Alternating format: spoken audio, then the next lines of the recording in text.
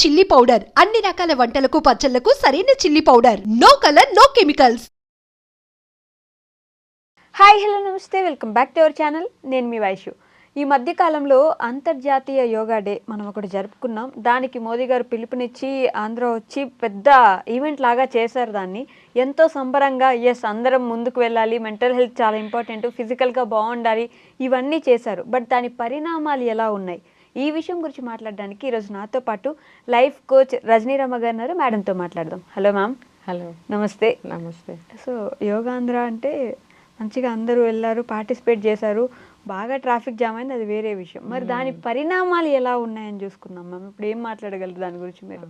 అయితే నేను నిజానికి చాలా ఆశ్చర్యపోయాను. ఓకే, ఈ యోగా డే ప్రతి సంవత్సరం అన్ని చోట్ల జరుపుకుంటున్న మోడీ గారు ఆయన వెళ్ళాల్సిన ప్లేస్కి ఒక్కొక్క సంవత్సరం ఒక్కొక్క ప్లేస్కి వెళ్తున్నారు. ఈ సంవత్సరం ఏంటంటే మన ఆంధ్రప్రదేశ్ చీఫ్ మినిస్టర్ చంద్రబాబు నాయుడు గారు అక్కడికి ఇన్వైట్ చేయడం జరిగింది, విశాఖపట్నం. విశాఖపట్నం లొకేషన్ కూడా చాలా బాగుంటుంది. ఆ సముద్రము, ఆ వాతావరణము, ఏరియా వైజ్గా కూడా చాలా బాగుంటుంది. సో అక్కడ ఏర్పాటు చేస్తే ఎన్నో లక్షల మంది వచ్చారు. నేను అనుకున్నా అసలు ఇంత లక్షల మందికి అసలు ఎట్లా ఏర్పాటు చేశారని ఆశ్చర్యపోయాను. దానికి ముందు రోజు ఏర్పాట్లు చూపించారు, చాలా బాగా చేశారు. నేను ఎలా చేస్తారా అనుకుంటే ఊహించని విధంగా చాలా బాగా చేశారు ఆ ఏర్పాట్లన్నీ. ప్రతి ఒక్కరికి కూడా ఒక్కొక్క మ్యాట్, యోగా మ్యాట్ అన్ని లక్షల మందికి, అన్ని వేల మందికి, అంటే ఒక ఏరియాలో అయితే ఒక 30,000 మందికో 3,000 మందికో, నాకు కరెక్ట్గా నెంబర్ తెలియదు, ఒకే చోట ఏర్పాటు చేశారు. చూడముచ్చటగా చాలా బాగుంది. మోడీ గారు వస్తున్నారని కావచ్చు, లేకపోతే అంటే ఆ సంవత్సరానికి యోగా యొక్క విలువ తెలుసుకుని అందరూ కూడా చేస్తున్నారు అని కూడా చెప్పచ్చు. చేయడానికి కూడా వచ్చారని చెప్పచ్చు. ఎక్కడెక్కడ ఊళ్ళ నుంచి కూడా రిజర్వేషన్స్ చేసుకుని వచ్చారంట, ఎందుకంటే ఏర్పాట్లు చేశారు ఆ రకంగా గవర్నమెంట్ వాళ్ళు. సో అందరూ వచ్చారు. చాలా చాలా అభినందించదగ్గ విషయం అనిపించింది.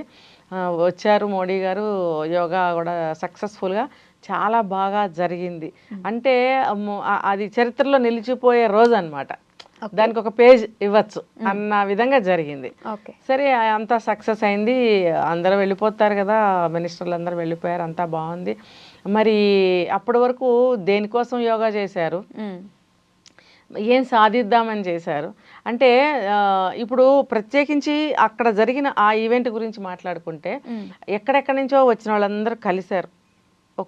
ఏమంటారు, ఒక సమైక్యత పాటించి అందరూ కూడా ఆ యోగాలో పాల్గొని ఒక సిస్టమేటిక్గా, ఒక డిసిప్లిన్గా, ఒక ఎంతో ఇంట్రెస్ట్గా యోగాని పాటించారు. ఎంతో మానసికమైనటువంటి ప్రశాంతత పొందడానికి, తర్వాత మెంటల్ సిచ్యువేషన్ కానీ, ఆరోగ్యం కానీ, దేనికైనా కూడా యోగా అనేది చాలా మంచిది అన్న ఒక ఫలితాన్ని వాళ్ళు తీసుకున్నారా? ఓకే, చేసాం అన్నంత వరకు బాగుంది. మరి నేను అనుకోవడం అక్కడ వరకు తీసుకున్నారేమో ఆ రిజల్ట్. దాని వెంటనే ఏమైంది తెలిస్తే అందరూ ఆశ్చర్యపోతారు. అది వైరల్ అయిపోతుంది అనమాట ఆ న్యూస్. అంటే నా సొంతంగా నేను చెప్తున్నది కాదు, అది జరిగింది కాబట్టి చూసాము. అట్లా మళ్ళీ ఎక్కడ జరగకూడదు, మనం మారాలి అన్న దానికోసం నేను ఈరోజు మాట్లాడాలనుకుంటున్నాను. ఇప్పుడు మోడీ గారు వచ్చారు ఆంధ్రప్రదేశ్. ఆయన ఏమనుకుంటారు, దేశమంతా ఆయన అండర్లో పాలన జరుగుతుంది, అన్ని రాష్ట్రాలు కూడా బాగుండాలి, అభివృద్ధి చెందాలి, అందరూ మంచివాళ్ళు, ఇలా మంచి మంచి అభిప్రాయాలతో వస్తారు. ఆయన వచ్చినప్పుడు ఈ విషయం తెలిస్తే ఏమనుకుంటారని నాకు ఒక సిగ్గు అనిపించింది.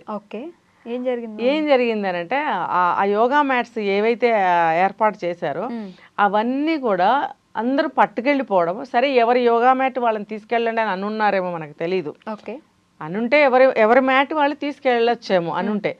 అక్కడ ఏం జరిగింది, ఎన్ని దొరికితే అన్ని చుట్టుకొని వెళ్ళిపోవడం. అక్కడ ఒక ఫైటింగ్ లాంటిది జరిగింది, బీభత్సం. ఏంటి, యోగా మ్యాట్ల కోసం అది ఆ వీడియో చూసి నేను అసలు సంభ్రమాశ్చర్యాలన్నమాట. ఏంటి ఇలా జరిగింది, ఏంటి బాబ్రే, ఇలా కూడా ఉంటుందా అంటే ఒకలాంటి ఫైటింగే చూపించాడు నాకు అందులో ఆ వీడియోలో. అంత ఫైటింగ్ జరిగిపోయింది అక్కడ. అంటే ఎవరికి దొరికినన్ని మ్యాట్స్ తీసుకుని వాళ్ళు ఇట్లా రోల్ చేసేసుకుని స్పీడ్గా పరిగెట్టినంత ఇదిగా వెళ్ళిపోవడం. అంటే ఏంటి, పారిపోతున్నారా అనే చెప్పుకోవాలి కదా. అంతే కదా. అంటే మీకు ఫ్రీగా కావాలన్నీ. అదే మ్యాటు మీరు తెచ్చుకోండి యోగా చేయడానికంటే ఎంతమంది తెచ్చుకుంటారు? చాలా తక్కువ మంది తెచ్చుకుంటారు. సప్లై ఉంది కాబట్టి మోడీ గారు వస్తున్నారు కాబట్టి గవర్నమెంట్ తరఫు నుంచి అన్ని ఏర్పాటు చేశారు. ఎందుకు కార్యక్రమాన్ని సక్సెస్ చేయటం కోసం అన్ని ఏర్పాట్లు వాళ్ళు చేస్తే అందరూ వస్తారు, ఆ ఈవెంట్ని సక్సెస్ చేస్తారన్న ఉద్దేశంతో అన్ని ఏర్పాట్లు చేశారు.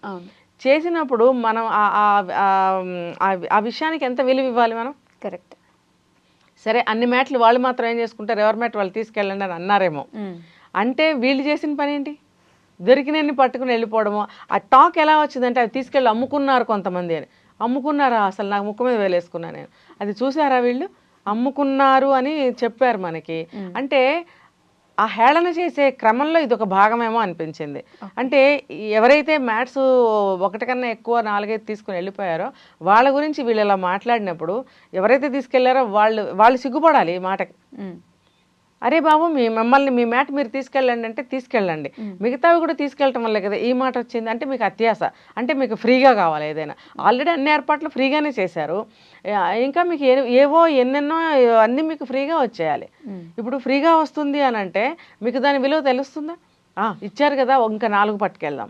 ఇది మైండ్ సెట్ చూసారా ఎలా ఉందో? మరి మనం ఎవరికైనా ఏదైనా ఇంత ఇస్తామా? అస్సలు ఇవ్వనే ఇవ్వం. ఎవరన్నా మనకి ఇంత ఇస్తున్నారంటే అంత ఆశిస్తాం మనం. ఎందుకు? ఆ మైండ్ సెట్ ఎందుకు అలా ఉంది?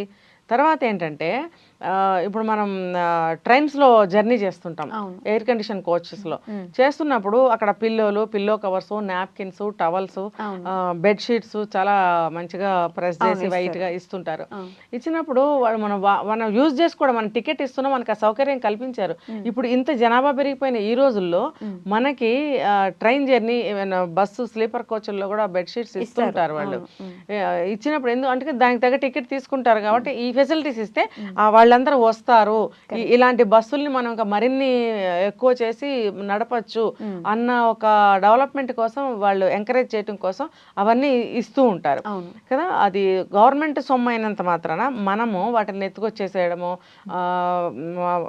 చూస్తుంటాం మనం. చాలా మంది చుట్ట పెట్టుకొని బ్యాగుల్లో పెట్టుకుని తీసుకెళ్తూ ఉంటారు. అదొకటే కాదు, ఆ ఉన్న పరిసర ప్రాంతాలని ఎంత చండాలం చేసి పెడతారంటే టాయిలెట్స్ నాశనం చేస్తారు, వాళ్ళు కూర్చున్న బెర్తల దగ్గర నాశనం చేస్తారు. ఇంకా చెప్పాలంటే కొంతమంది నవ్వులుతూ ఉంటారు కదా నోట్లో ఏదో ఒకటి, అది ఆ ట్రైన్ గోడలమ్మట స్పిట్ చేస్తుంటారు, ఊసేస్తుంటారు. అది ఎంత చూడడానికి అసలు కళ్ళు చూడలేం మనం, వాంతి వస్తుంది అనమాట. అంటే మన ప్రాపర్టీని మనం లోపల కూర్చొని జర్నీ చేస్తున్నాము, దిగొచ్చి కింద నుంచి నువ్వు ఆ పని చేస్తుంటావు. ఇంకా యూరిన్ చేస్తుంటారు చాలా మంది అక్కడ, పిల్లలతో చేస్తుంటారు, పెద్దవాళ్ళు కాదు కానీ పిల్లలతో. లేకపోతే ఇంకొకటి, స్టేషన్లో ట్రైన్ ఆగినప్పుడు టాయిలెట్స్ చేయొద్దు అని చెప్పి మనకు ఒక హెచ్చరిక చేస్తుంటారు, కానీ ఎవరు వినరు. ఎమర్జెన్సీ అయితే దానికి ఎవరం ఏమీ చేయలేము. కానీ మరి కొంచెం ఒక 5 నిమిషాలకు 10 నిమిషాలు ట్రైన్ ఆగుతుంది, మళ్ళీ వెళుతుంది. ఆ జర్నీ ట్రావెల్ చేసేటప్పుడు వాడమని చెప్తారు టాయిలెట్స్. అది ఎవరు పాటిస్తున్నారు? స్టేషన్లోనే చేస్తారు. ట్రైన్ వెళ్ళిన తర్వాత ఆ ప్లాట్ఫామ్ దగ్గర నుంచున్న వాళ్ళ పరిస్థితి ఏంటి? టీ తాగలరా మీరు? అక్కడ వాటర్ తాగలరా? ఆ స్మెల్ కానీ ఆ సీన్స్ కానీ మనకు వామిటింగ్ వచ్చేస్తుంది. మళ్ళీ జన్మలో ట్రైన్ జర్నీ చేయకూడదని అనిపిస్తుంది. అంటే మనకి మన ప్రాపర్టీని మనం కాపాడుకుందాము అనే బుద్ధి, జ్ఞానము, ఒక అవేర్నెస్, ఒక బాధ్యత, ఒక సామాజిక బాధ్యత, ఒక సామాజిక స్పృహ ఎవరికీ లేదు.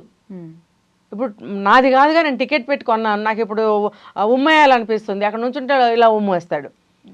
పిల్లలకి 1, 2లు వచ్చినాయి అనుకోండి, గబగబా బయటికి తీసుకొచ్చి ఆ ట్రైన్ ప్లాట్ఫామ్ అంచులు ఉంటాయి కదా, ఆ బార్డర్స్ దగ్గర కూర్చోబెడతారు. నేను చాలామందిని అక్కడ నేను ఏమంటారంటే ఖండిస్తూ ఉండేది, అక్కడ ఎందుకు చేపిస్తున్నారని చెప్పి.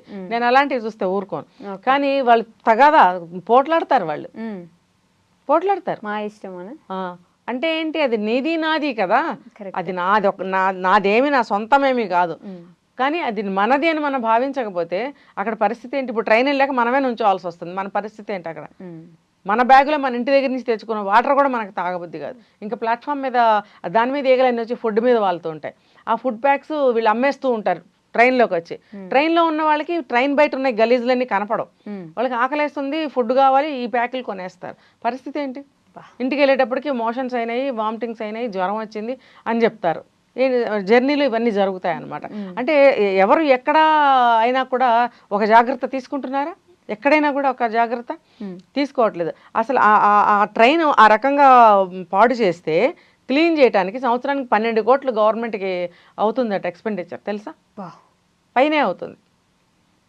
మరి ఎవరి జేబులోంచి మనం ఏమి చెయ్యం కదా. అంటే గవర్నమెంట్ ప్రాపర్టీ నుంచి తీస్తుంటే అది మాది కాదా అని అడగోలుగా వాదిస్తే మనం ఏం చేయలేం. కానీ ట్రైన్కి అంతా వాళ్ళు ఎక్స్పెండిచర్ ఉపయోగిస్తున్నారు క్లీనింగ్ చేయడానికి ట్రైన్స్.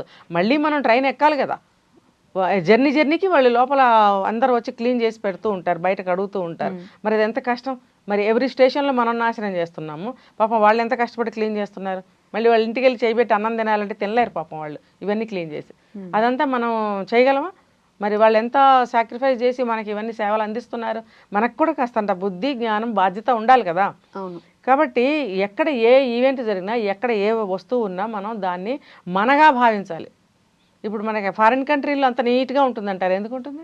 ఈ అవేర్నెస్ లేకపోవడం వల్ల. కాబట్టి ఎక్కడైనా సరే మన బాధ్యత ఏంటి అనేది ఆలోచించాలి. మన మైండ్ సెట్ని మార్చుకోవాలి.